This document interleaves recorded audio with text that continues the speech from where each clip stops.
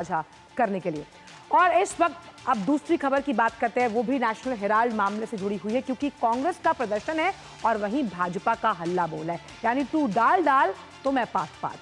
साफ तौर पर मुद्दा पुराना है, हम जिसको सुबह से डिस्कस कर रहे हैं कि नेशनल हेराल्ड का मुद्दा पुराना है, लेकिन लगातार कांग्रेस कह रही है कि भाई ये राजनीति से प्रायोजित है, राजनीति से प्रायोजित है। और अगर आपके पास कोई डर नहीं, कोई शक शुबा नहीं, तो जाइए और सवालों के जवाब दीजिए, क्योंकि ईडी एक ऑटोनॉमस संस्था है।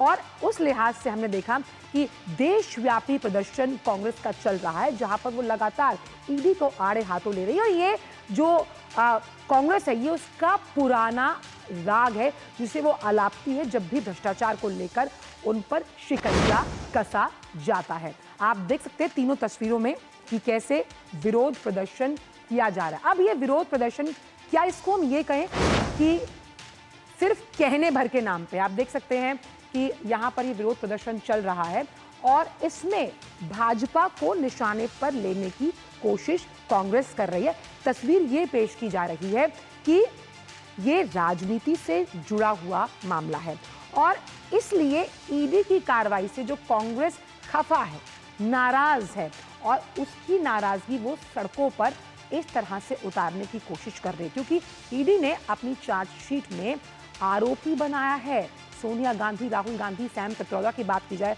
और दुबे साहब की बात की जाए। आखिरकार जो वो जवाब है जो ईडी मांग रही है, वो जवाब देने जरूरी है। और ईडी की कार्रवाई पर आखिर क्यों खफा है कांग्रेस, आइए आपको वो भी बताते हैं।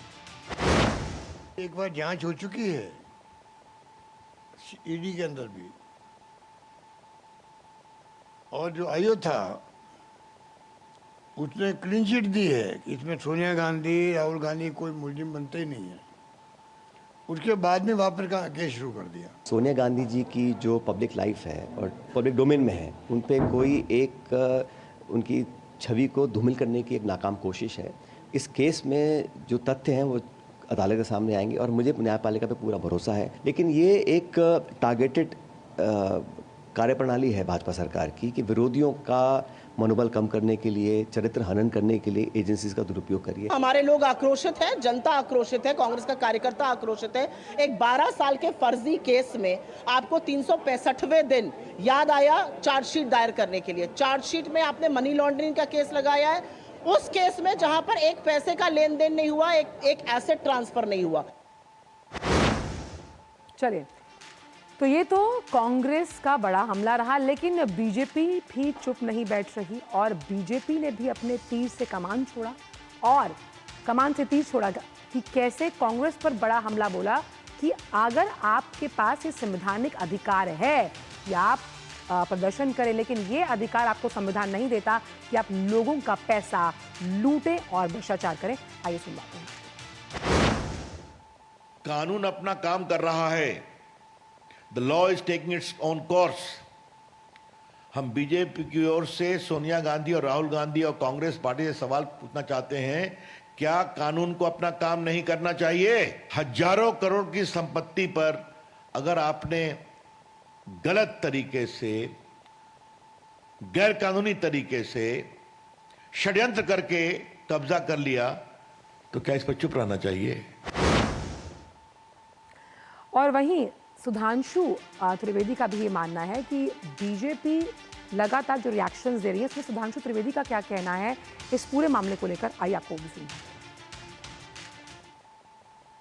नेशनल हेराल्ड केस में प्रवर्तन निदेशालय यानी ईडी के द्वारा जो श्रीमती सोनिया गांधी जी और श्री राहुल गांधी जी का नाम चार्जशीट में आया है, ये प्योरली एक टेक्निकल मामला है।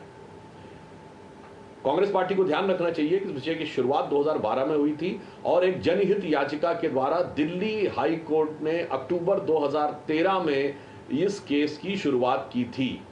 यानी यह मामला दर्ज तब हुआ था जब मोदी जी की सरकार आई भी नहीं थी।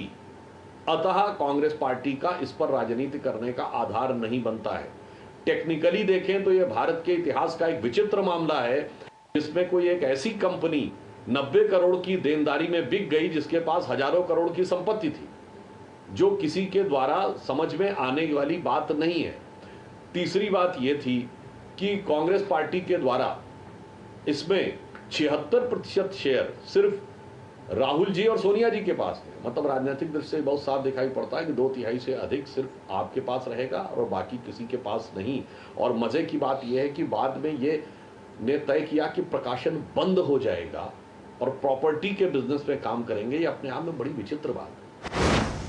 और इसी पूरे मुद्दे पर हमारे साथ कुमार आलोक हमारे संवाददाता जुड़ गए हैं। कुमार, ये कहा जाता है कि अगर बात निकली है तो दूर तलक जाएगी, और ये हम देख पा रहे हैं कि किस तरह से नेशनल हेराल्ड मामले को लेकर जो लगातार प्रायोजित बताई जा रही है कार्रवाई जो कांग्रेस के खिलाफ की जा रही है, इसीलिए कांग्रेस सड़कों पर उतर आई है। लेकिन मामला बड़ा है, जिसमें शेल कंपनीज इन्वॉल्व थी और भ्रष्टाचार भी जुड़ा हुआ है।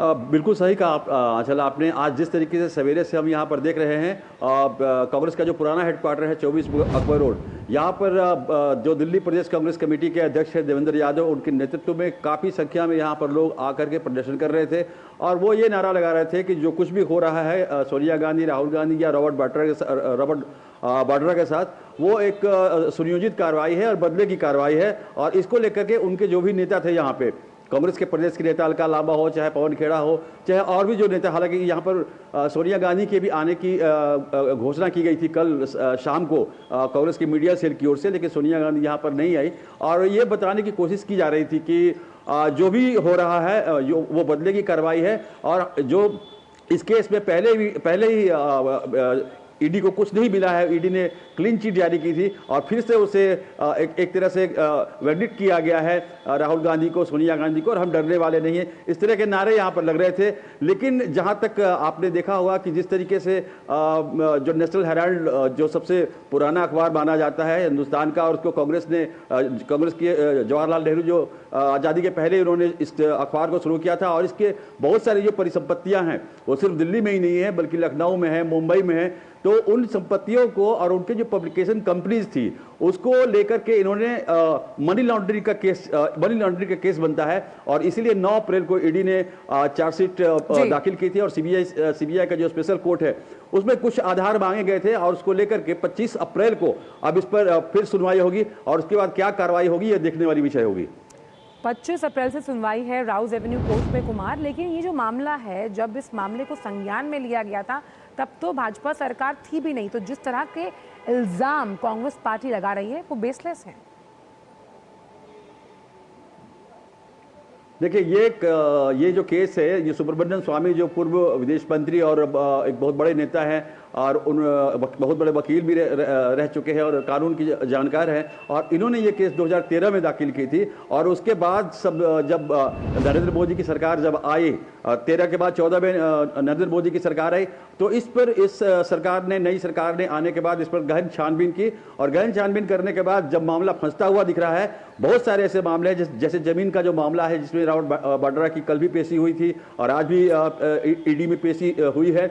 और ये जो माकूल जो जवाब जो देना चाहिए, जो कानून पक्ष के अगर हम कहें कि जो कानूनी पक्ष के जानकार है, खासकर कांग्रेस के अंदर हम अभिषेक मनु सिंघवी का कल का अगर आप स्टेटमेंट देखें जिसे कांग्रेस पार्टी ने अपनी मीडिया सेल की ओर से जारी किया था, तो उसमें भी उन्होंने वही पॉलिटिकल बातें कही थी जो आज नारे लग रहे थे। उन्हीं नारों का एक विशुद्ध रूप कह सकते हैं, उनके स्टेटमेंट में था कि ये जानबूझकर लाया गया है कानून या जानबूझकर ये केस लाया गया है ताकि कांग्रेस के नेता हैं, शीर्ष नेता हैं, उनको ही डैमेज किया जाए जिससे कि पार्टी पर इसका गहरा प्रभाव पड़े। राहुल गांधी अगर गुजरात जा रहे हैं तो उसको लेकर पॉलिटिकल जो खाका, बिल्कुल डैमेज कंट्रोल भी पार्टी करेगी। अब पार्टी उस डैमेज कंट्रोल को किस तरह सच्चाई से करती है, घुमाती है एजेंसी को, ये देखना होगा। बहुत बहुत शुक्रिया कुमार इन तमाम जानकारी को